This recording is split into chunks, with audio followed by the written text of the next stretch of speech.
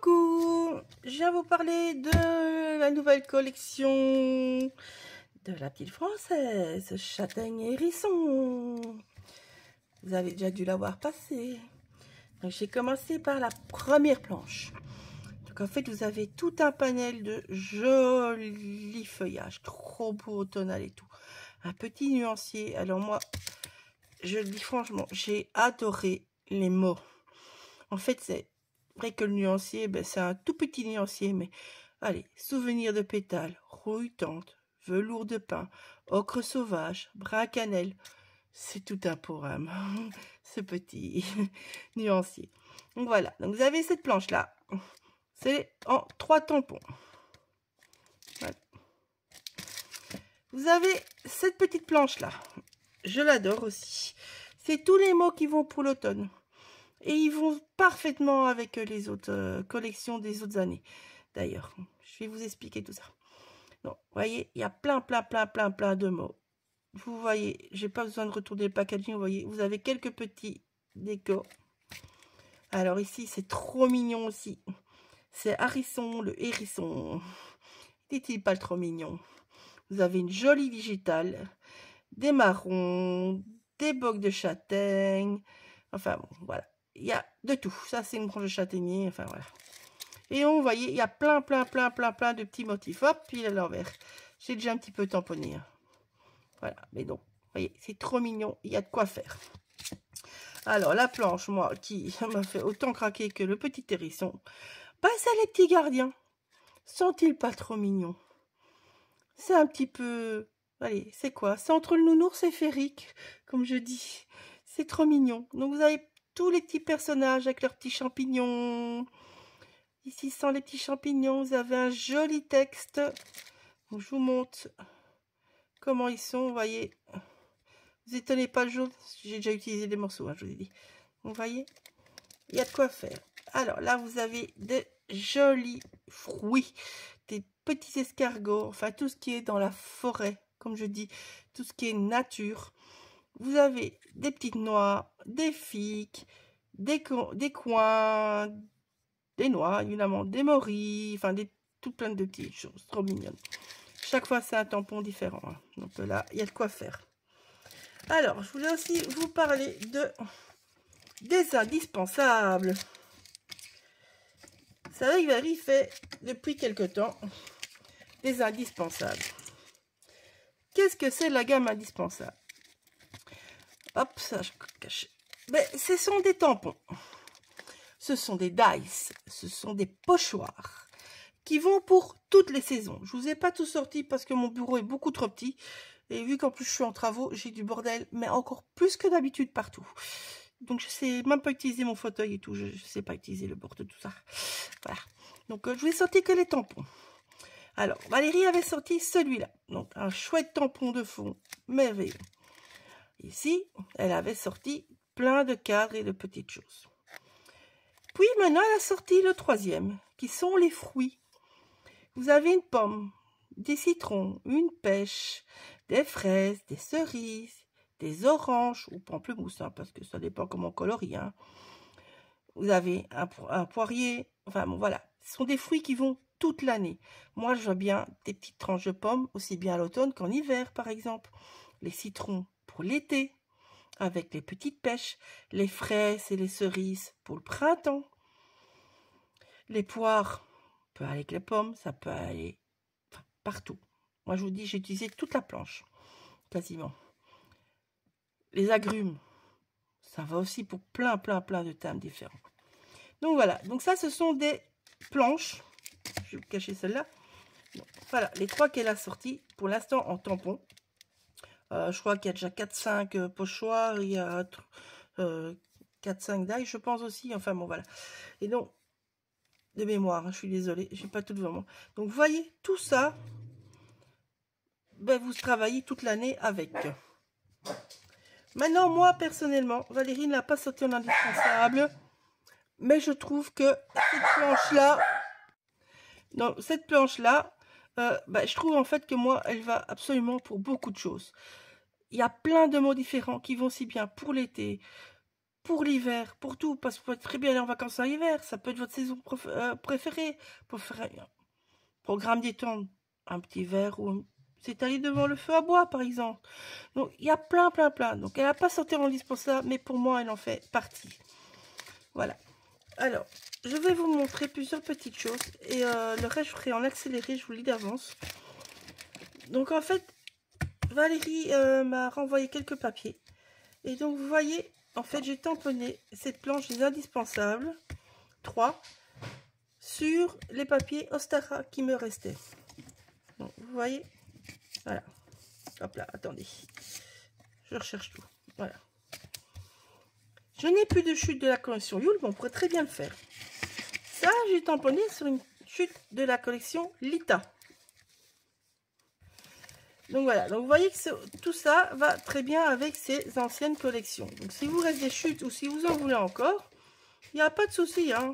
Vous voyez la petite fée, les petites fées que Valérie nous a sorties là, les petits gardiens de la nature. Il serait sympa, non, avec ça. Ou avec ici le papier plus nature, dans les petits bois. Donc il y a plein de choses à faire avec. Donc ces deux collections de façon iront très bien avec. Et moi personnellement, la collection Lita, elle irait très bien avec. Et Imbolc avec le petit frais serait super génial également. Je n'ai plus assez de chute pour tout ça, mais bon voilà. Voilà. Donc ici, je vais vous montrer en fait comment vous allez pouvoir coloriser vos tampons. Hein. Bon, j'ai pris principalement les fruits parce que c'est ce qui m'intéresse pour le projet que je veux faire. Avec les polychromos ou d'autres crayons secs, hein, si vous avez Prismacolor et tout, tant que c'est pas les aquarelles ou que c'est pas du papier aquarelle, ça va le faire. Donc ça, je vais vous faire en accéléré. Et voilà. Bisous, à bientôt. Voilà, je reviens faire un petit aparté. J'ai oublié de vous dire ça hier, quand je vous ai dit que je vous dirais tout en accéléré. Donc voilà.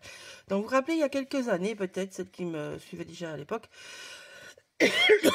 j'avais fait donc ces deux petits polas avec un atu. Et donc tout était fait au polychromos. Les fleurs, les anatus étaient faits sur le papier de la petite française, tout simplement. Voilà. Par contre, les feuillages, non. L'appareil photo, non. Ainsi de suite. Sauf au polychromos, mais pas sur du papier de la marque, on va dire. Donc moi, ce que j'ai oublié de vous dire, en fait, donc vous voyez ici, mon papier, il est jaune au départ. Je crois que c'était même celui-là, d'ailleurs. Ouais. C'est celui-là. Ici, pour les fleurs, par contre, j'avais pris l'autre. J'avais pris celui-ci. Voilà. Donc, en fait, ce qu'il faut... donc, vous voyez, là, j'ai travaillé en jaune et vert. Parce que jaune, vert, bleu vont avec le jaune. C'est des couleurs complémentaires, opposées, qui vont très bien ensemble. Pas de souci. Vous n'allez pas pouvoir, par contre, passer en mauve. Ça va vous faire une couleur pourrie de passer en mauve, par exemple, sur du jaune.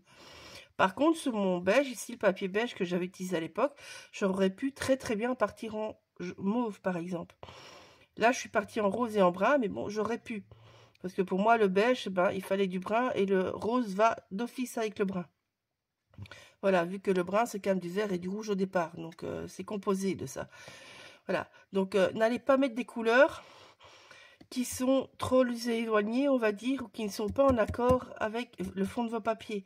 Donc, sur le jaune, on peut mettre de l'orange, on peut mettre du rouge, on peut mettre du rose, on peut mettre du vert, on peut mettre du bleu. Par contre, vous n'allez pas pouvoir mettre, par exemple, du bleu sur le corail. Le corail, vous allez rester dans les tons de brun, dans les tons de rouge, de rose, jaune, peut aller. Mais vous n'allez pas passer à autre chose. Un beige va aller aussi, je veux dire. Voilà. Mais vous n'allez pas aller mettre du mauve ou, je sais pas moi, du turquoise, par exemple. Ça va faire moche. Donc, faites attention au cercle chromatique quand même pour quand vous travaillez sur des papiers comme ça. Voilà, donc maintenant je viens d'accélérer. Donc je prends toujours la même chose que pour les autres crayons. Enfin, pour les autres crayons. Je prends 3 couleurs. Un clair, un foncé, un moyen. Sauf que ici, fortement, que le clair, par exemple, je ne vais pas l'utiliser là. Je vais seulement utiliser que le moyen et le foncé. Voilà. Donc maintenant, on passe en accéléré.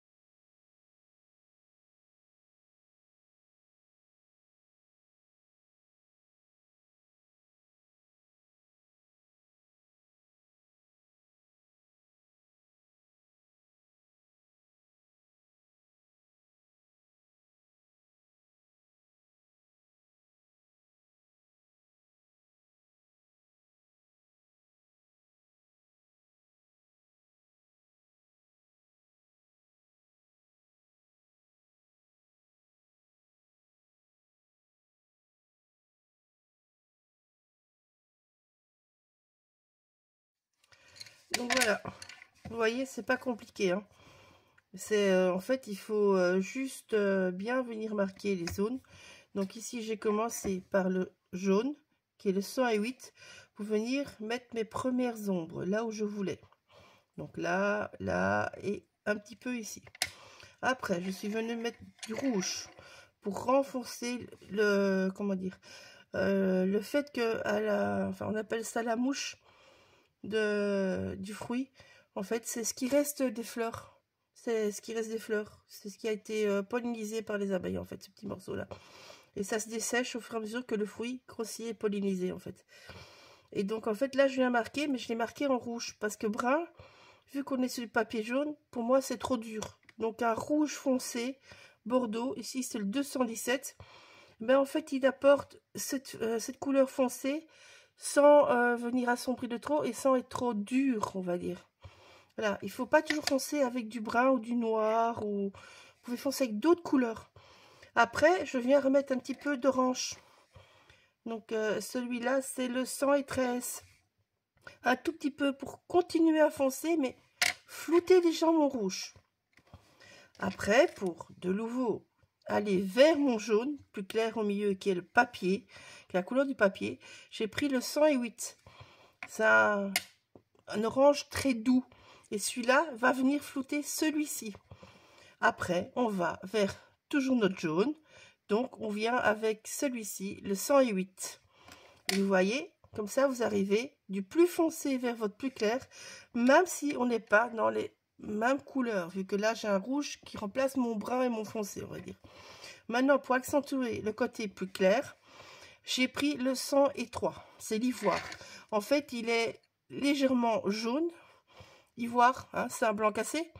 Et en fait, ça va être mieux que le blanc, perso, je trouve. Parce que vu qu'il est jaune, mais vous voyez, il n'est pas si loin que ça du fond du papier. Donc, il va apporter de la lumière sans vous mettre du blanc qui, lui, va être trop lumineux. Donc, je vous montre. Et là, c'est juste pour agrandir le bombé. Donc, avec le crayon jaune, le 108, pas petit, je suis venue rallonger les traits du tampon de Valérie. Et bien, je vais venir contre ces traits, venir mettre juste une petite zone de lumière. Ça va donner du bombé à mon fruit. Vous voyez, ça commence. Voilà, je ne passe pas sur les petits points noirs parce que je veux les garder bien noirs. Voilà. Et vous voyez, il n'est pas beau notre petit coin? Ça vous donne du bombé tout en n'étant pas trop blanc. Et vous gardez le jaune du papier, vous gardez comment dire, tous les beaux tamponnages où vous ne devez pas repasser parce que le polychromos, on est en général obligé de repasser les traits. Là, vous n'êtes pas obligé. Voilà. Je pense qu'ici, je vais par contre venir ajouter un petit peu de blanc. Quand même. Je suis désolée, il y a le soleil qui change. Voilà. Voilà. Non, là, non, je vais pas rajouter. Donc, vous voyez, c'est tout simple. Voilà, c'est tout simple comme petit tuto. Mais j'espère que ça vous plaira. Moi, je vous montrerai ce que je vais faire avec. C'est tout. Voilà, mais donc, voilà, je vous montrerai tout ça fini parce que ça prend quelques heures à tout coloriser. Bisous, à bientôt!